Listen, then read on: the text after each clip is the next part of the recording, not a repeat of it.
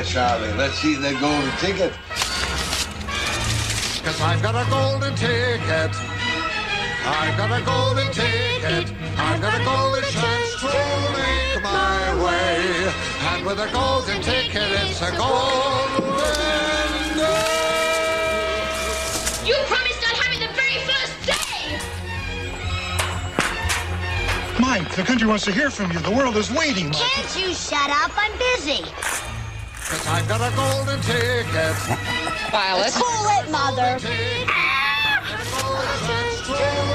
My way, and with a golden ticket, it's a golden day.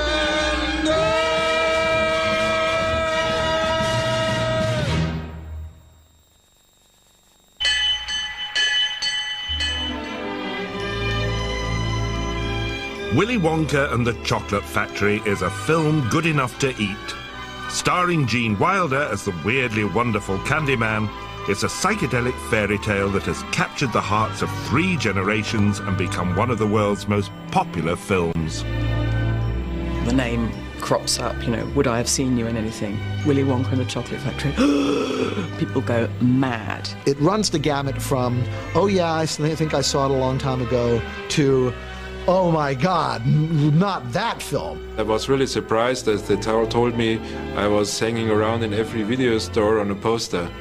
It's phenomenal being a part of something that has been such a wonderful part of so many people's lives. And it's something that we can all be proud of.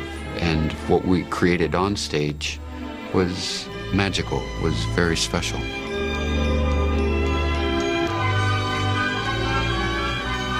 Based on Roald Dahl's best-selling children's book, Willy Wonka is the story of 4 nasty kids and 1 nice one. There's a mouthy gum chewer, a square-eyed telly addict, a spoilt brat, a lard belly who guzzles for Germany, and our hero, sweet, wholesome Charlie Bucket. A Wonka bar is a chocolate bar made by Mr. Willy Wonka. Ah, I see. And his factory's been shut for many years now, and he has decided to open it up to only 5 children. 5 children in the whole world? 5 children in the whole world. And if you get a golden ticket, you have to buy a Wonka bar to find it. And if you get a golden ticket, you get to go in the factory.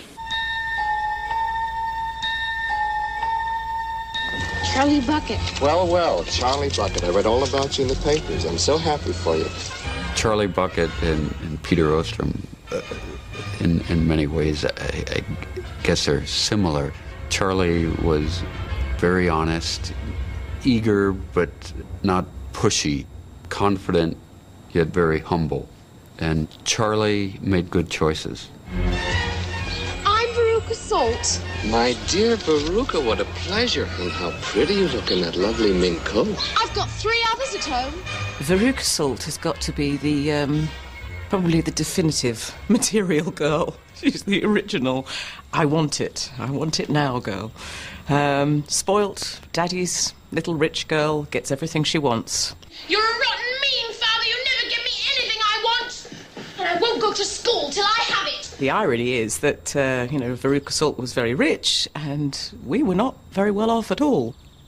I lived in a council house with my mother, who's a single mum bringing up 2 kids, which 30 years ago was a struggle. We didn't have any financial support from my father. I didn't know my father. My parents divorced when I was 6. So to be in this fairy tale world playing a rich girl was probably just about as different as you could get to the life I led. So would you just step over there for a minute? Augustus Clue. Augustus, my dear boy, how good to see you, and in such fine shape. There was an advertisement in the Munich newspapers, and they were looking for a funny-looking Bavarian guy. And my mother, who was very proud of me, of course, told me, well, you are the right boy for this. Augustus, how does it make you feel to be the first golden ticket finder? Hungry. Typical Bavarian boys are always a little fat, have thick legs, and like to drink beer and like to eat sausage or sauerkraut. Just over there, dear lady. Violet Beauregard. Darling child, welcome to Wonka's. What kind of gum you got here? Charming. Charming. I started acting. I started doing magazine shots and print work when I was 2.5. And then I went on to New York City and I did Broadway and soap operas. But I always worked around adults. I didn't know any different.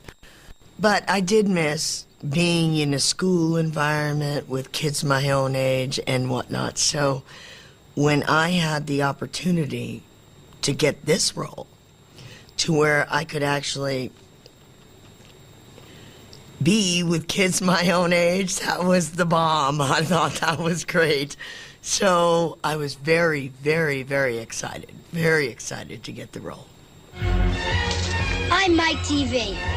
Well, you're dead. Wonderful to meet you, Mike. I was a rapscallion. I was the one who, although I could hit my mark when I needed to, the rest of the time was bouncing off the walls and generally making trouble. How do you like working with the younger generation? Who do you mean by the younger generation? You mean the kids? Well, the 5 yes, kids? the little tiny ones, yes. 4 of them are fantastic. The other one I'm going to shoot in the head tomorrow. I was manic and running all over the place and not necessarily offending people, but a loose cannon. In the inventing room, there's a moment where they show the machine that makes the gum, and there are various stages to it. There are boxing gloves, punching something, and one of the things is a bell jar that contains a bunch of bees. Someone let the bees out, and it was most likely me.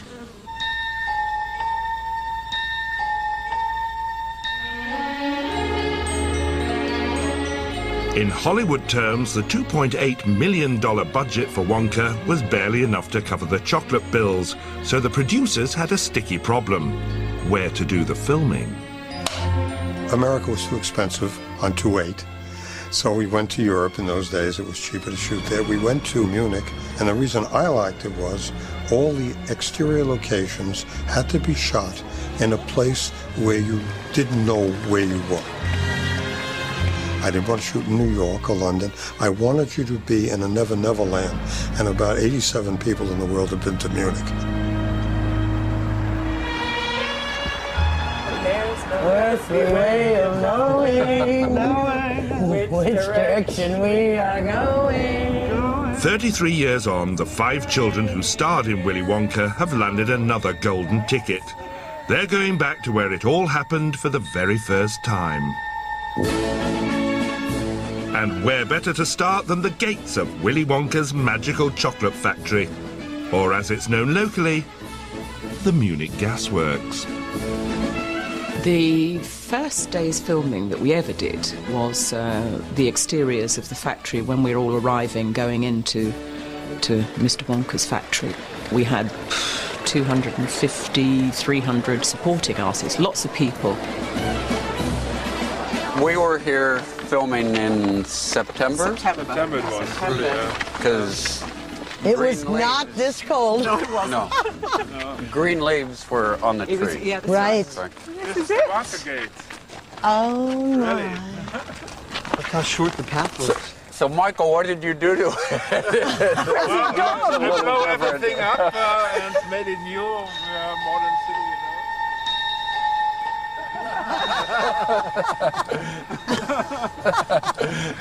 it's like going back to our childhood. Yeah, right. Yeah, it's like coming up the old things that to be remembered. But it's a good metaphor for us, you know. It's just as you say. Well, the cement is the same. Well, the eyes are the same. You can see it, but what is that large building in the back of his face? Or, you know, it's all those wrinkles on my face, they weren't there. Yeah, we're the same and different. The same but different. The same, only different. It's lovely.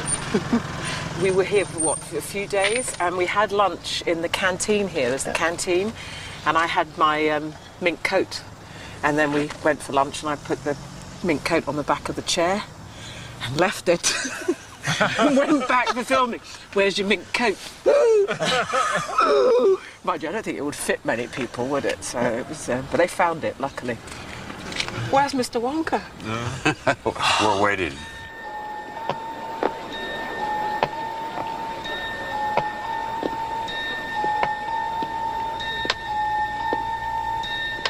When Jean came out, had any of us seen the flip? No. No. That was a surprise to all of us.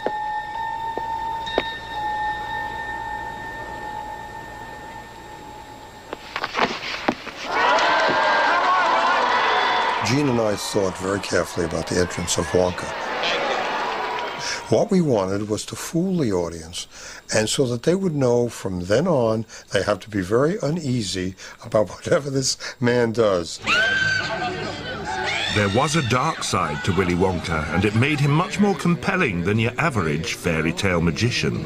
He's singing, which direction we are going. Behind the scenes, though, Gene Wilder was a picture of sweetness and light.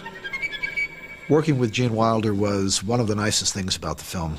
He is a lovely man, a very soft-spoken, gentle, and yet, interestingly, slightly off-kilter person.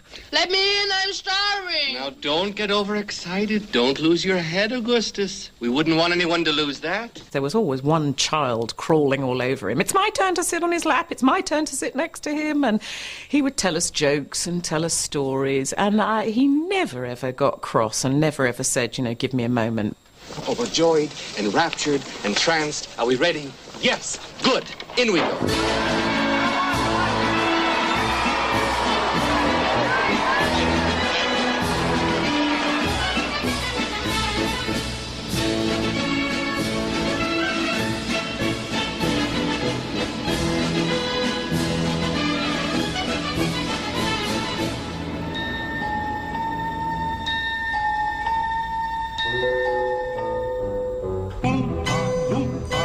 Coming up next, we go inside the factory and meet the Oompa Loompas, the pocket-sized stars who made the Wonka bars.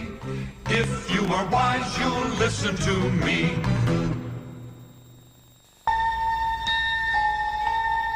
Who can take a sunrise? Here we go, here we go. Here we go, that way. Cover it in chocolate and a miracle or two. The Candyman. Willy Wonka was shot at Munich's Bavarian Film Studios.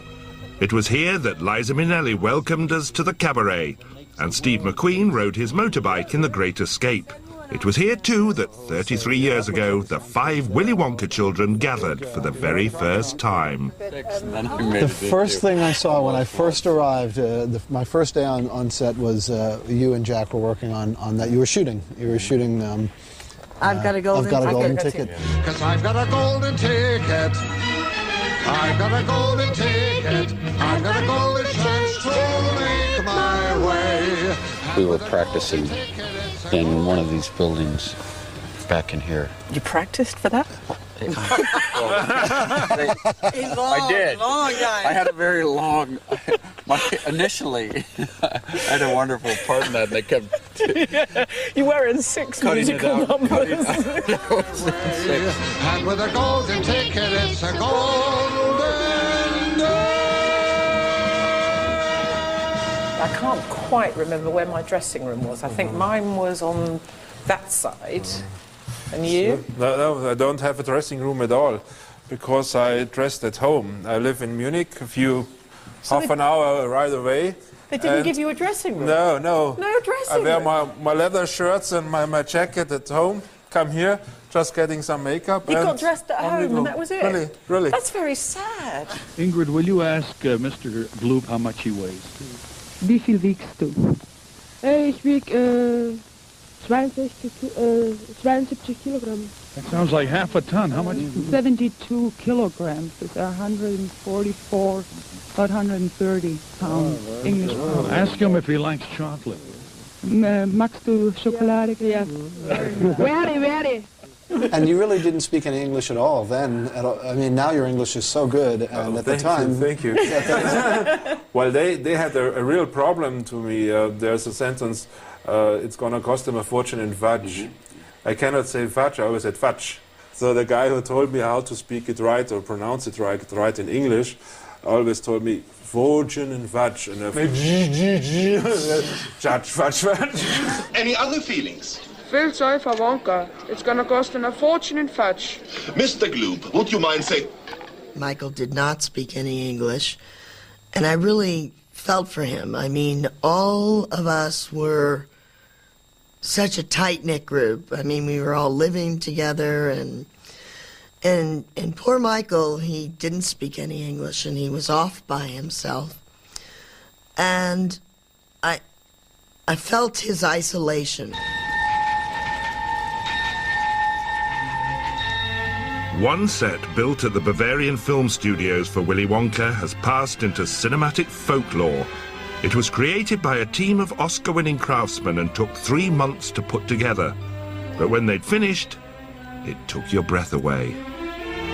They didn't show us the chocolate room until you saw us see it in the film. That was a genuine take. As far as I know, they used the first take, even if it was the second take. I mean, the thing was unbelievable. It was a huge sort of football stadium-sized set, a huge room. Shall I do the honors? Yes. The immortal line? Yes, is ladies and gentlemen, boys and girls. Ladies and gentlemen, boys and girls. The chocolate room.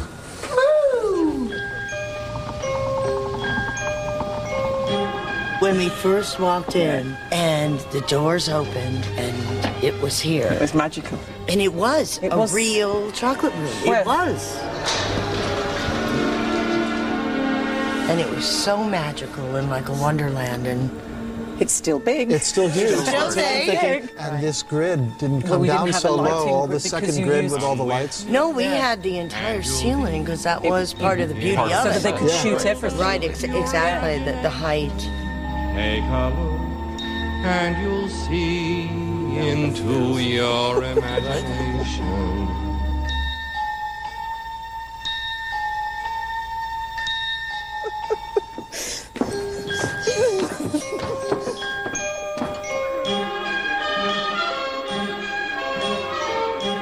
It was amazing, the scene that they had created, from the waterfall to the river, the Wonkatania, the boat, all the candy and fruit and jams that looked amazing, and the color. There is no life I know to compare with pure imagination. Living there, you'll be free if you truly wish to be. You could eat an awful lot of the stuff. You know, certainly all the stuff that was on close-up. The props men would sort of stick in the bits that we could eat. There was also a bit of rivalry. If you were very nice to the props man, he would give you your favourite sweets. So if you were a bad girl, you got marzipan, and if you were a good girl, you got the gummy bears. Paris got the bubble gum from the tree that he pokes all these wonderful bubble gum. I remember him stuffing his pockets full of bubble gum. If you want a view paradise, simply look around and view it.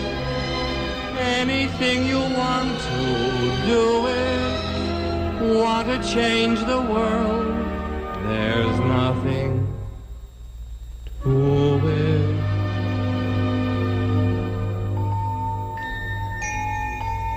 Paris, how long did it take you to memorize your part here in the world of Willy Wonka, huh? Well, I did most of my memorizing at home in New York, which took me a few weeks. And then as we do each scene out here, there's a dialogue director whose name is Frawley. And, you know, he goes over the lines with us before we do each scene, so. Then once you finish the scene, you can sort of forget about that speech and concentrate on the next one, huh? Now that I'm here, I was sitting by myself, and now the feelings are coming up. The sadness, the feelings of lost youth, wistfulness. Something about being in the space is changing my perspective on it.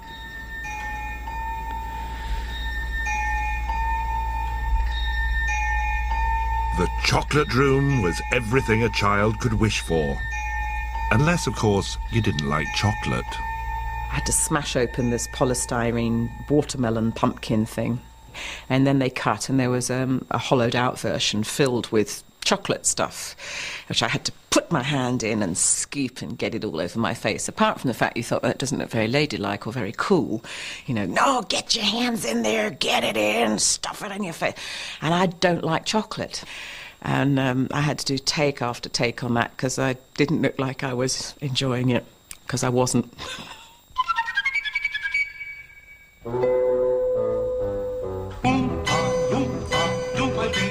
The chocolate room was the first place the children got to meet Wonka's diminutive workforce, the Oompa Loompas. Volunteers for this chocolate army were in short supply. Way back in 1970, when they were casting Willy Wonka, there weren't many dwarfs, actors, about. They had to look all over France, Germany, Switzerland, Spain, Italy, and this was before the EC came on, so they had difficult problems, and there weren't many there. In the original book, 1964 edition, the Oompa Loompas are little black pygmies, see? And I was working out here in Hollywood at the time, and I had a lot of black actor friends, and they came to me and they said, you know what's happening in this book? All the people that are working in the factory, sort of like slaves, are little black pygmies. So that's what it's going to be, little black pygmies working for the white boy? And I said, no, I don't think that's quite right. We're in 1970. I think we can change things around. And I sat there for a little while and I said, okay, orange faces, green hair. How's that? And they said, that's great. We wore that for maybe 8 or 9 hours a day on the wigs and the makeup, and it was pretty comfortable. It wasn't too bad. It was not comfortable. 9 hours with that green wig on and all that makeup on wasn't comfortable. Bad. We had a makeup guy, I'm not going to mention his name, he invented the word Jobsworth. And this guy's job was to put powder on our faces of the slightest bit of perspiration. Well, we could be sitting there like we are now, chatting away, and it's a bit hot, and there's a little perspiration there, and he'll come, hello boys, a little bit of powder, so go away, we're all fine, no, have a little bit of powder, have to do this job. And then he'll be back 2 minutes later, there's a bit there, there.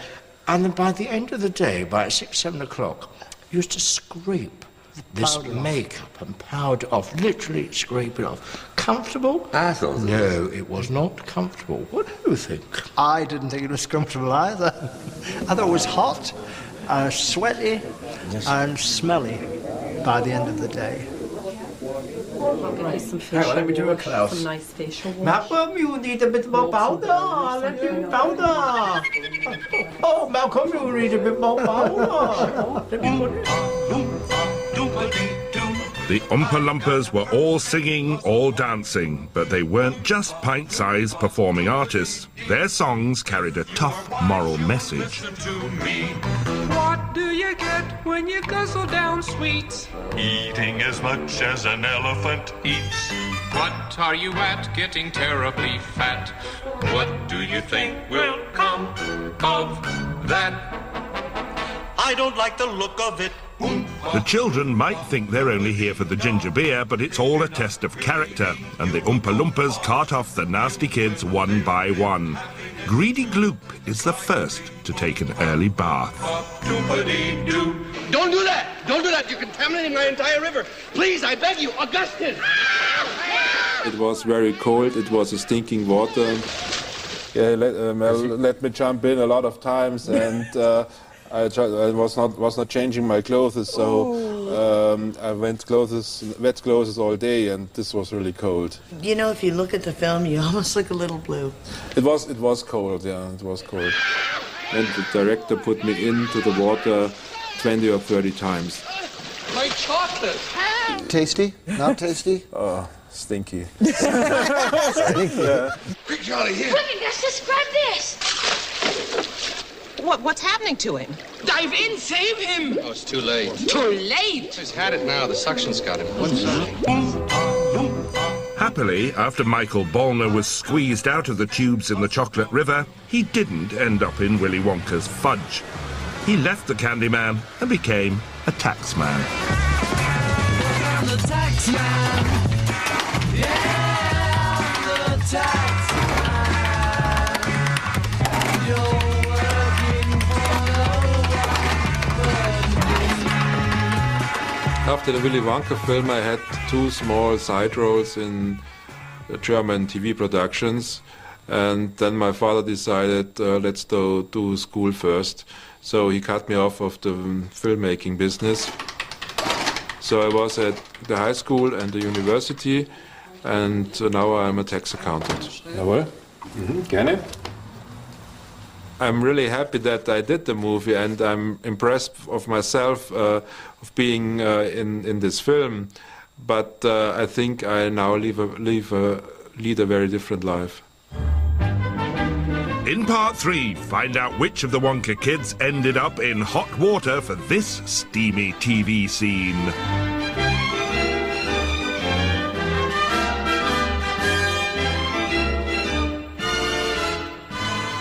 Family from abroad found a home from home at this Bavarian hotel.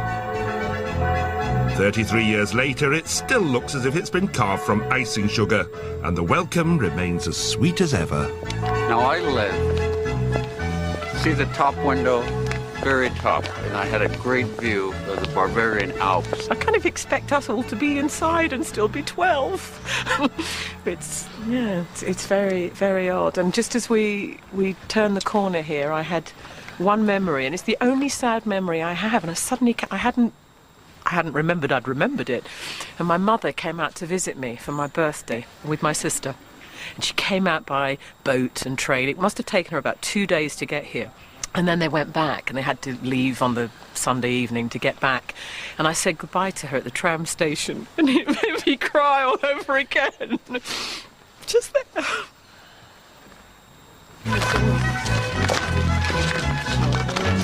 Oh, it goes in.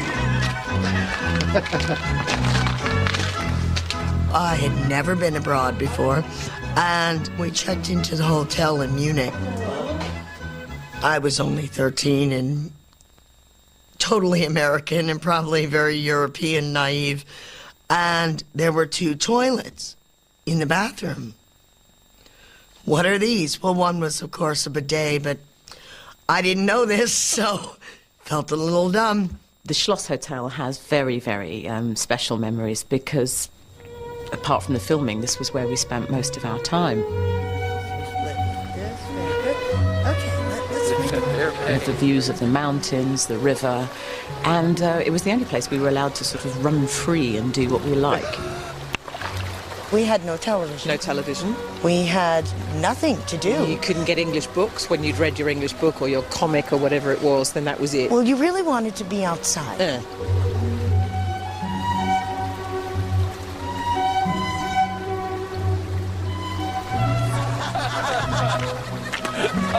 Try again. Here. Try this one. Okay. Oh, very good. Oh, Paris is the master.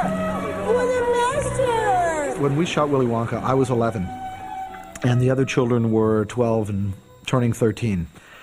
That's a big difference at that age. So I think that to some extent, I felt a little bit outside of the group. They were older. They were at that place where they were starting to consider romantic entanglements. Julie, here. I taught you 33 years ago. I'm going to have to teach you again, okay? I wasn't listening. No, wait, obviously. Obviously. All right. Okay, so it's Are you ready? the underarm, it's the... Right, exactly. You don't throw it down, throw it across. Okay, here we go. Okay. You're so Oh, okay. Great. Peter was always down here, so that was a natural incentive. Absolutely. But did you ever really learn how to skip the rocks? No. No. I think I was too interested in looking at him. It was fun choosing them. it was fun being outside. It was fun being outside. I used to like to choose the rocks and go, here you go, Peter. Here's a nice one for you. Mine's better than hers. No, mine's better than hers. Peter was, of course, the hunk. There was only one of him, and there was two of us. Made it a little difficult. It came down to where one day Peter would say, oh, Denise, I really like you. And the next day, Peter would say, oh, Julie, I really like you. We used to sort of take it in turns to sit next to him. It'd be Denise's day or my day, Denise's day or my day. I'm afraid they've embellished the story more than what it actually was. I don't recall the infighting or the sense that I was the prize. I'm very flattered. Little surprises around every corner, but nothing dangerous. Don't be alarmed. It wasn't all just skimming stones and stolen kisses for the young stars, though. Sometimes filming left them with a sour taste in the mouth. They had that foam that came out at us, which was supposed to be the bubbles. Swifter than eagles, stronger than lions. And what they used for that was fire extinguisher foam. And the problem was, not only was it very cold, and we had to get completely wet, I was in front of that sort of tuba-like orifice right in front of me, and it was dumping this stuff all over me. Getting doused with white foam, that was fine. But there were people who got rashes because of the detergent in the foam. Oompa loompa doompa da dee. If you are wise, you'll listen to me. I think that the most difficult scene for me, as a matter of fact, I know the most difficult scene for me in Willy Wonka was when I had to blow up into the blueberry. Mouthy Violet Beauregard is rolled out of the factory like a barrel when she steals a piece of Wonka's blueberry gum. I was more full of juice and bigger and taller than the Oompa Loompas were tall, and they did not have their blueberry driver's licenses, and so as they would start to roll me, I would get away from them, and I would just not clear the doorway and bang into the door frame. Actually, there was about that much either side. But it wasn't me, because I'm standing at the door, opening it up, and it was one of these guys. It wasn't me. It wasn't me. I was the middle guy, so it must have been the two ones. If you are wise, you'll listen to me. Gum chewing's fine when it's once in a while. It stops you from smoking and brightens your smile. But it's repulsive, revolting, and wrong. Chewing and chewing all day long. The way that a cow does. Then I got immediately on a plane and flew back to where I lived in New York City. And I went back to school, where I wasn't very often because I had been filming this film. And everyone in the class, this was like probably 36 hours later, all of a sudden starts looking at me and pointing at me. Well, my best friend looked at me and she said, "You're turning blue." And sure enough, I was turning blue from here, from my neck, my ears, my face, and my hands. As blue as a blueberry. And I scrubbed and scrubbed as hard as I could with soap and got it to come off. Well, about an hour later, it came back again. And it continued to do this for about 30 more hours. And I suppose what was happening is that this lovely blue makeup that they had used was resurfacing back through my skin.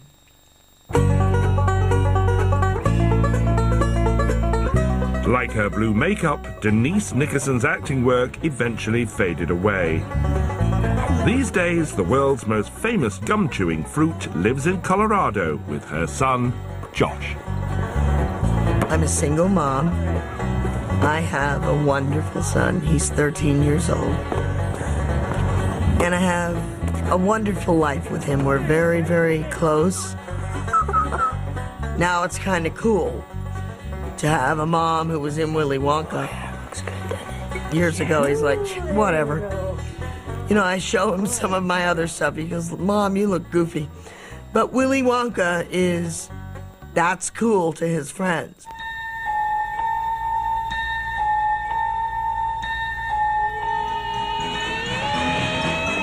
Veruca Salt, the spoilt brat, was never going to leave quietly, and sure enough, her exit is the most spectacular. I want the works. I want the whole works. Presents and prizes and sweets and surprises of all shapes and sizes. And now...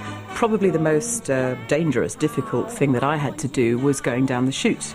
Don't care how I want it now. If I put my arms out, I would hit the sides and obviously go down with quite a whack. I was forward, I would bang my head, or backwards. You had to stay absolutely upright, and obviously until it happens you don't quite know how it's going to go. So it was a little tricky. And then the trapdoor was going to close as well, so I couldn't bounce back up again. So they had cardboard boxes and mattresses to break my fall, and two of the props guys there to grab hold of me to stop me bouncing back up. But I have to say I was more worried, being a 13-year-old as I was that day, that the guy underneath was going to be able to look up my skirt and see my knickers. So I was very anxious about that.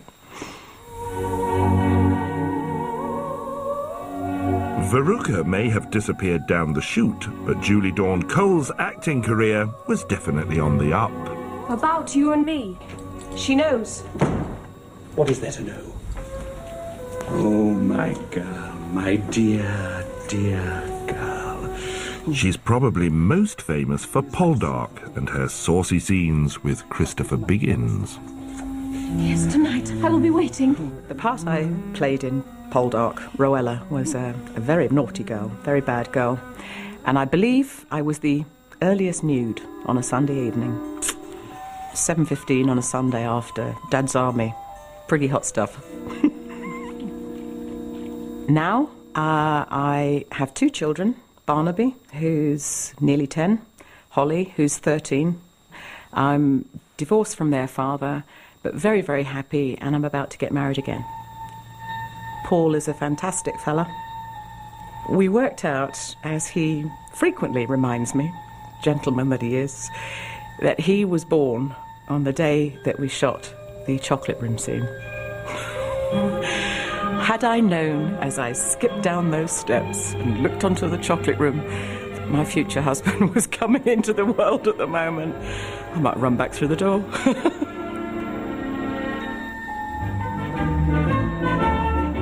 Coming up, find out what happened to Charlie Bucket after he shot through the roof of the chocolate factory.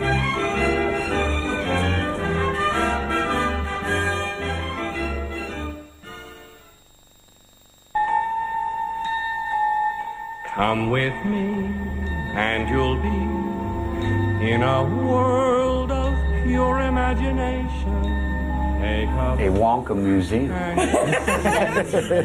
Through your imagination. Very nice. Absolutely incredible. The film's unfading popularity with fans all over the world has created a thriving market for Willy Wonka memorabilia. But the cast hold tight to souvenirs and memories worth more than money can buy. This is the only one of these. And this is the everlasting gobstopper. And I wouldn't part with that for anything.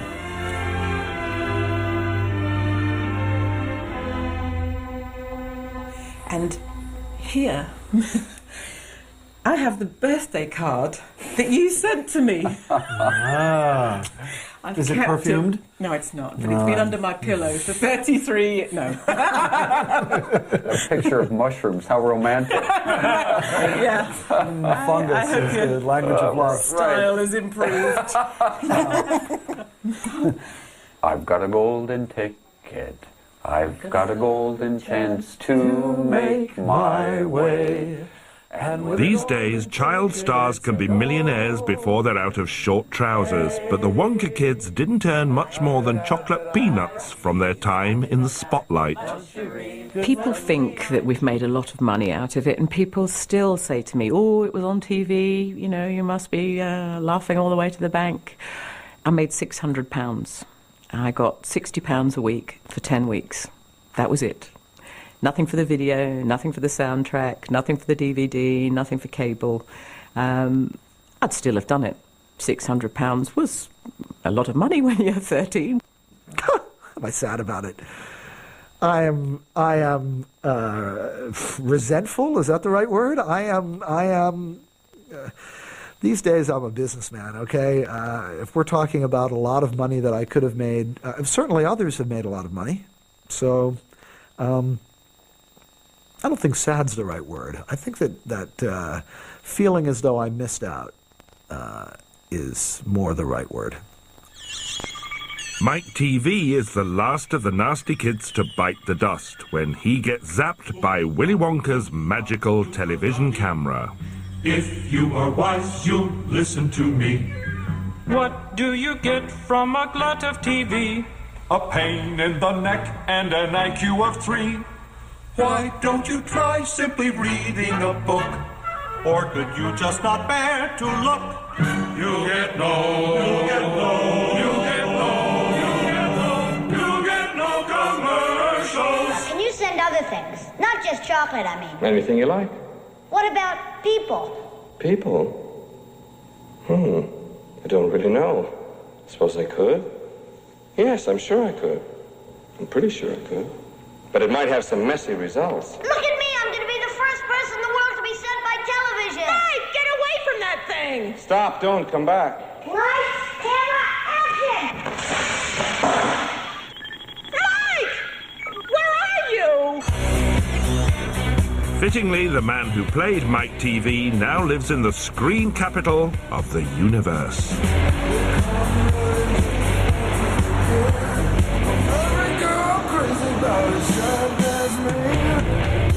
I had a travel agency, and during that time traveled around the world to 40 countries. I was in real estate. I was in film production. I have been in casting. I worked at Disney, where they design and build theme parks. These days, right now, I'm a financial consultant in Los Angeles. I'm kind of like a stockbroker, but not so much buy it today, sell it tomorrow. More like consult with the client for their needs, give their money to several money management firms, and monitor their life and the performance of the managers over time. If you're not careful, I'm going to start talking like the suit that I'm wearing, so let's stick to Willy Wonka.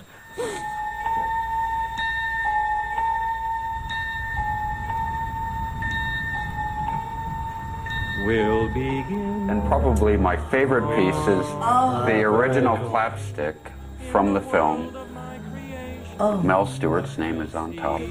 Willy Wonka, interior day, scene 141, and so it was towards the end. Give us a clap. Sure. I've heard that sound before. Yeah. It's been many years since I've heard it. Wow. Isn't that phenomenal? Very cool. After his performance as Charlie, Peter Ostrum was Flavor of the Month in Hollywood. He was even offered a 3-film deal, but he turned his back on show business to follow a different dream in rural New York.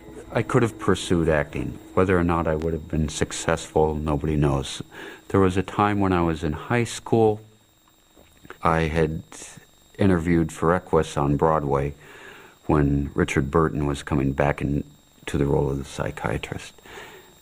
Came close to getting the role, but didn't get it. Had I gotten that role, I may not be a veterinarian today. Have you gotten new forages at all, or? Being a veterinarian, I love being outdoors. I'm a large animal veterinarian, meaning I go from farm to farm, mainly do dairy work. So I work with cows, some horses, but mainly cows. But probably the most exciting thing that I get the most satisfaction, fulfillment, is working with farmers. You okay, Doc? Yeah, good. No surgery. Easy. Do you think you could count to 100 now? You think so? Maybe. My children watching the film initially didn't realize that that was Dad. About how to control her. Then slowly over time they realized that, yes, in fact, that is Dad. And my daughter, what happened to your blonde hair? I said, I don't know. She goes, Dad, was that a wig you were wearing? No, that was really my hair.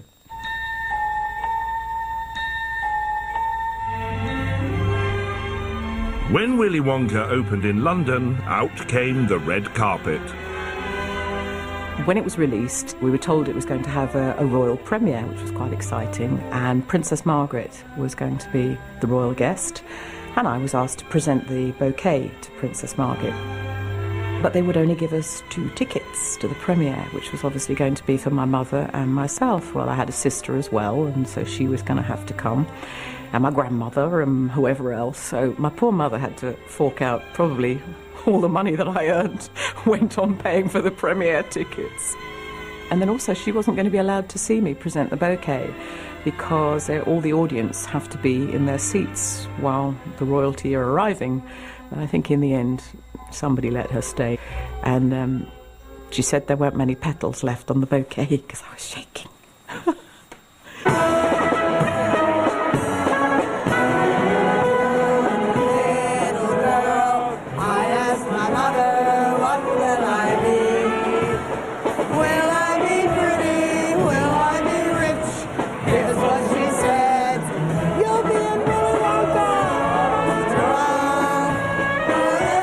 Having the film be successful to 2 generations now has made our relationship probably much more strong, much more positive, more meaningful.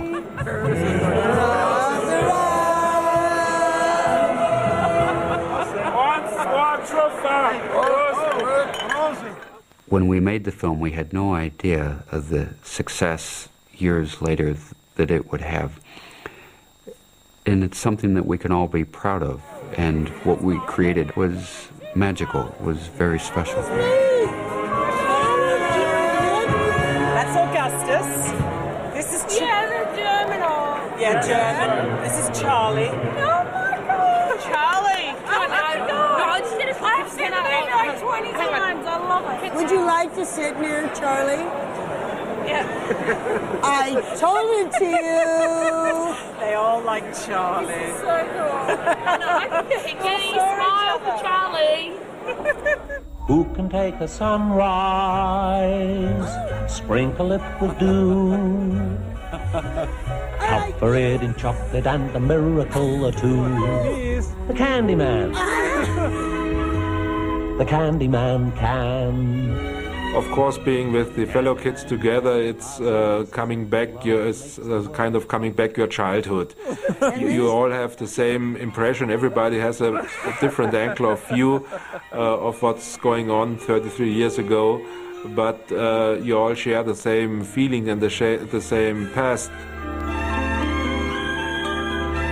It's like family, and coming back and interacting with them, I think everybody kind of takes on their previous role in the relationship of that family. It's very tricky.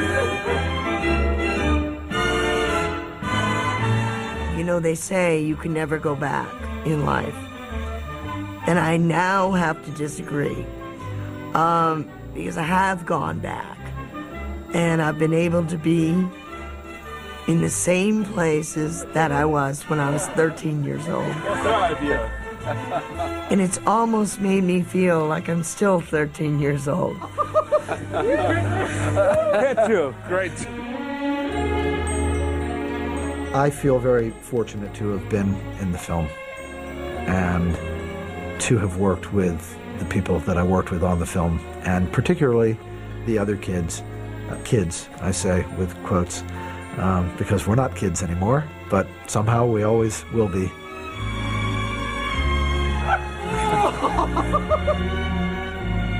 I had no idea 30 years ago that I would still be talking about it. In fantastic for my children. My children are thrilled.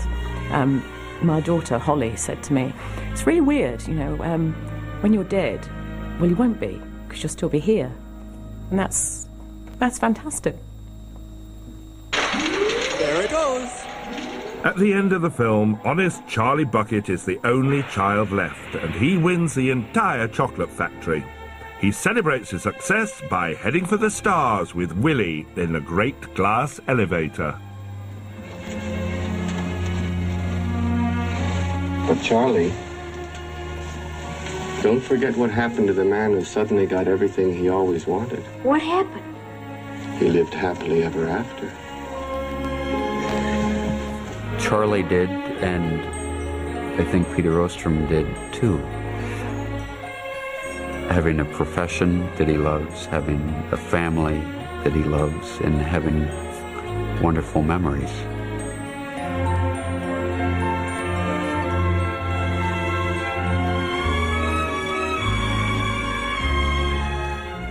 Well, next, the magic continues. Prepare to be amazed.